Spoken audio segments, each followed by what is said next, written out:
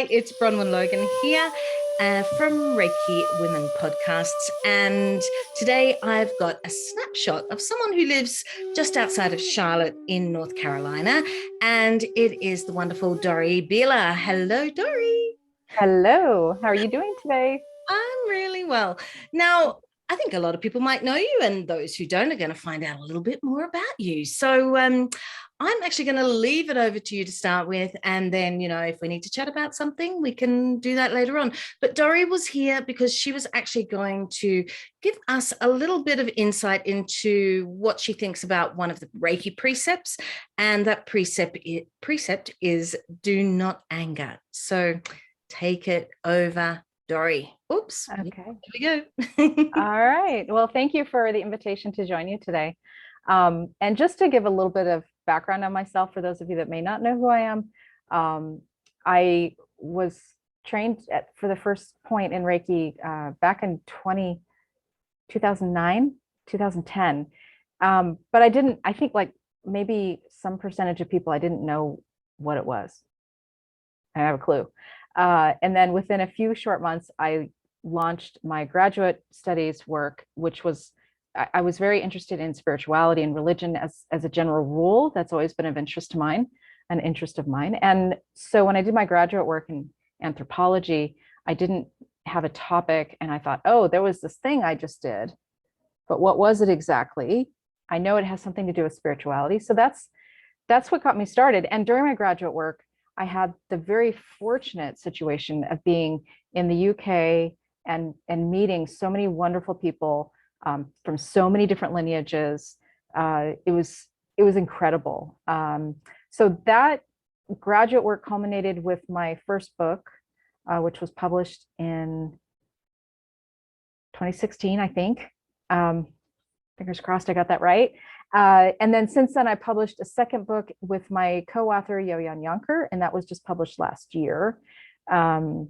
And yeah, so in 2016, I was asked to participate as a committee member in the work at Reiki Home.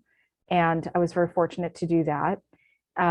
Served as a board member for a time from 2017 to 2020.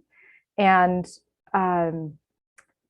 yeah, it's been a fascinating journey. And I think what I love about it is I get to meet so many neat people. Nobody knows who I'm the unknown factor, but it just, I've met you, for example, right, Bronwen? And I've spent a good deal of time talking with folk at Brink, Renee Vauclay. I don't want to drop names inappropriately, but just to say it's been fascinating and meeting just such a great array of people. And I keep doing that. As when I did my graduate work, I did my degree in medical anthropology. I love to interview people. I love to meet people. That's my method, And the thing that is really nice about being at Reiki Home is I have the opportunity to create so many different opportunities to meet people, interview people, and be in that space, which you know very well yourself. And yeah, so I just keep coming up with ideas. It keeps working. Yeah, lovely. Yeah, Reiki Home I could definitely recommend, as it just has such a variety of subjects and interests for people to be able to delve into and find out more about the system of Reiki. It's excellent. That's right. That's right. And what I love most about it is the diversity of lineages that we bring to that conversation. We don't represent just one by any stretch. But yes, let's turn to the precept, right? You wanted to know about do not anger. And I think one of the reasons this one is very important to me is this, again, the reason I told you about my history and my graduate work and the research I did in the field. What I found when I was interviewing people and engaging with different Reiki communities and different Reiki lineages is that my impression of how people interpreted do not anger, it was often interpreted as something that we needed to just fully suppress. Like we couldn't be angry. We had to always be calm and relaxed and in that Zen space. And I don't mean to undermine that at all. So apologies, that was not my intent. But just to say that for me, what I learned in all those years of being in the field and talking to people who were also negotiating their interpretation of do not anger, what I found was that What do not anger tells me is I need to be aware of my anger. When I do find that I'm angry, I need to own it. I need to understand it. And I need to become emotionally intelligent around my anger, so that instead of projecting anger, what I'm doing is I'm dealing with it in a healthy way that allows that situation to not steal my energy. I think it's a lot, I want to switch gears a little bit and say, I think it's a lot like virtues. You know, we don't acquire virtues overnight. Sometimes we never acquire any of the full list, right? It's a lifelong endeavor. And I think in a similar way, the precept do not anger is something that we have to work on all the time, because a lot of times we don't know what triggers our anger. Yeah. So we don't know what we're reacting to. We don't know how to diffuse it. And I think too that if we continue with this idea that we have to suppress our anger, I think that's dangerous. We should not be afraid of anger, our own anger. I think we need to be, like I said, we need to recognize it, be aware of it, what its roots are. And I want to add that I think I have been trained in Reiki Jinkeido, and I think one aspect of that lineage, they have this wonderful practice of mindfulness where you really reflect on your emotions and how, what was the outcome, what happened, how did you resolve it, or, that sort of thing, where you really become very mindful about this setup and what it is you're dealing with. And yeah, it's just really interesting. And I want to add, I know you asked me about one precept, but I want to add that by being alert, being reflective, being aware of that do not anger, it really allowed me to embrace the precept of gratitude. Yeah. One leads to the other. Absolutely.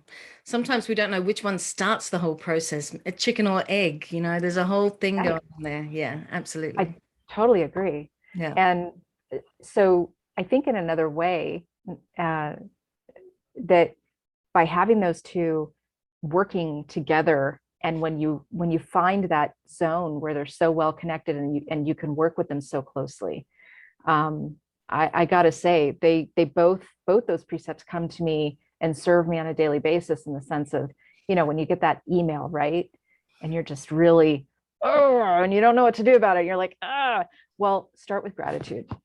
And when you start with gratitude, you separate yourself from that anger. Yeah.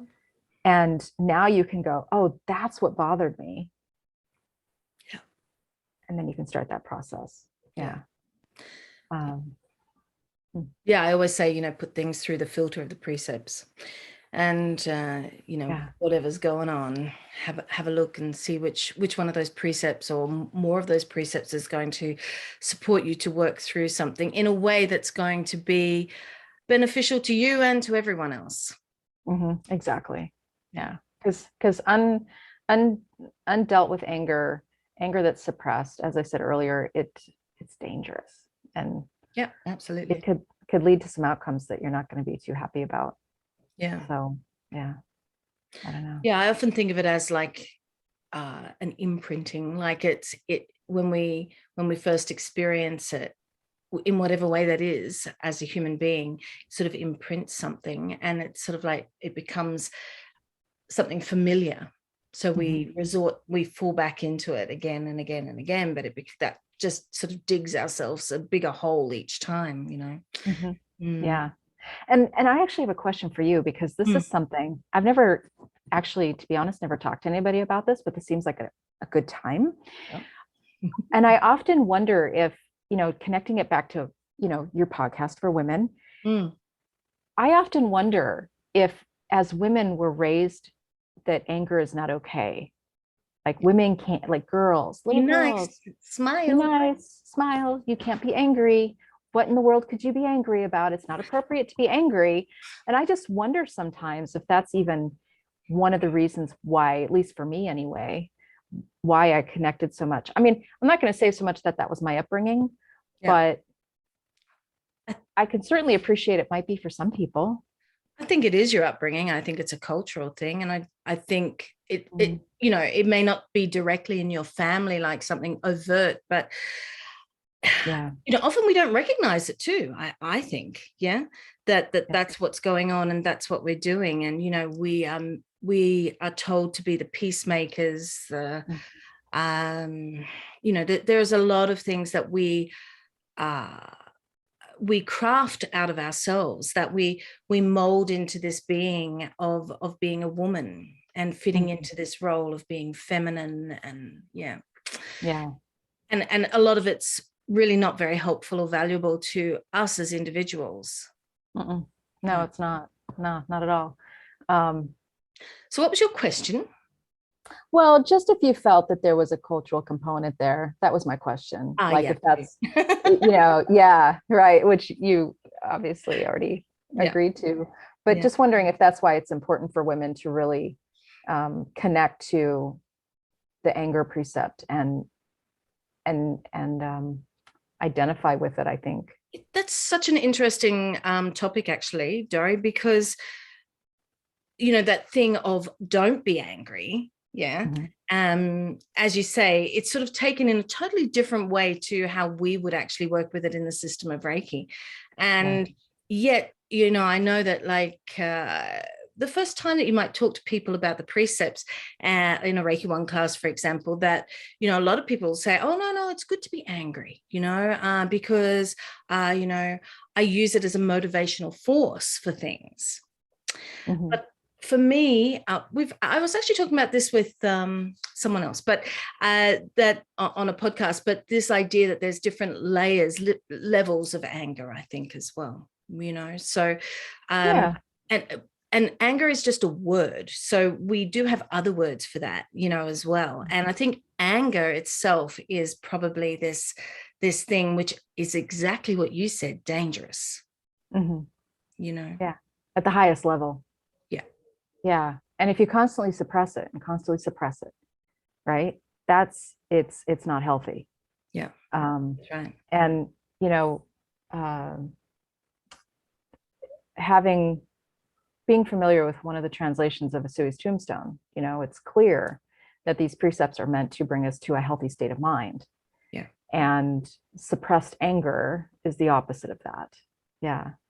But no, you're absolutely right. Anger is just a word. And I appreciate what you said about the different levels, because, you know, we could add to that other emotions, right? Other feelings like disappointment. Correct. Yeah. Rage. Yeah. I'm just going to leave it there. I mean, it could be anything. It could be discomfort. It could be, you know, self-righteousness. I mean, there are so many things that it could be. But, you know, if we see something that's not right in the world and we think, I can do something about that, it motivates you because you're feeling like that's not right. You know, it's not necessarily anger. It's not like where we're doing something out of control. Right. Yeah. Which is, for me, I think what that precept is speaking to. Yeah. Is maintaining not control, but balance. And how we negotiate that. Absolutely. Yeah, absolutely. Well, thank you for that. And look, before you go, I actually wanted to ask you if you could tell us a little bit about your book, or your books, I should say, because I think people would be really interested in finding out. And I know you come from quite a, well, I'm assuming a technical background with this, which is really fascinating, because you don't often see something like spirituality in that sort of with that sort of understanding. So my first book, as I said, was connected to my doctoral work. So I have to say that, or caution, I don't know if that's the right word, but you know, the analysis and the data, they were from 2013, 2014. And we well know that culture moves, it's not static. So a lot of the things, the data that was collected in that book, they may no longer be what's happening today, right? So I want to say there is that element of dating to the material, but the core essence of that book, or the research question I was trying to ask, was Is Reiki a spiritual practice? And if so, what kind? And I think maybe of interest to a general audience, what I concluded with was that, yes, Reiki is a spiritual practice, but there is no one kind. Like spirituality is something that's unique to every individual. And that was in large part because when I did ask people, like, how do you define your spirituality? Well, there were surely a lot of commonalities, a lot of themes, a lot of patterns. But at the end of the day, to try and create a taxonomy of that, I just didn't see a purpose. It was so much more, I think, interesting and beneficial to say there is no one spirituality. I think we can all agree to that anyway, right? Because spirituality is informed by our identity, by our role, by our environment, by our cultural influences. So yeah, to include all those elements, yeah, it was really going to be probably more than the dissertation or the analysis really required. But the rest of the book took that question and tried to unpack a little bit more what Reiki was for the people that I was working with. So some of the chapters, for example, Reiki as love. There's a chapter on how people talked about Reiki as being love. And this was really challenging because in social science, love is often seen as, either make love, not war. So something as an anti-war rally, or it's seen as that sexual love, where people are intimate and, whatever. And so this was a real challenge to try and unpack it in a way that didn't connect it to those other ways of conceiving love and looking at it more from a, if you would, what I had to do is I had to take a theological perspective of looking at love in the way of well-being. So how does love, in fact, engender our own well-being? So that was, I found that to be a really interesting chapter. I also wrote one chapter on Reiki as commodity. And this turned out being related to commodity in terms of the market of medicine. So looking at how Reiki practice is used in hospitals, what people think or feel about Reiki being in hospitals. And this took the view of not just practitioners, but medical professionals as well. I interviewed some folks from different disciplines in the medical arena. Yeah, so just to give you a little bit of a taste, that was a lot of the stuff. I also wrote a chapter on Reiki as, I'm not going to get it just right, the order, but being, doing, becoming. Oh, yeah. That was another chapter I wrote, and I think a lot of people can recognize that and appreciate that. But I think one of the most important pieces that came from that research was an article I wrote called Reiki as Surrender. Oh, beautiful. And you might have heard me talk about that, or I'm sure others have. And it was that article that actually served as the foundation for the second book that I co-authored with Jojan, who has his own PhD, doctoral status from Nijmegen in The Hague, in the Netherlands, in a religious studies degree.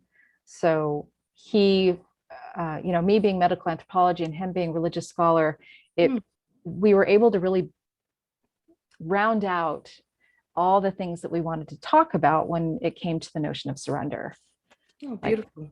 Yeah. So what's the name of that book then? The second one? Yeah. Is that, I've got a name here, an ethnographic account of Reiki practice in Britain? That's your first one, isn't it? That's the first one. Yeah. Yeah. Okay.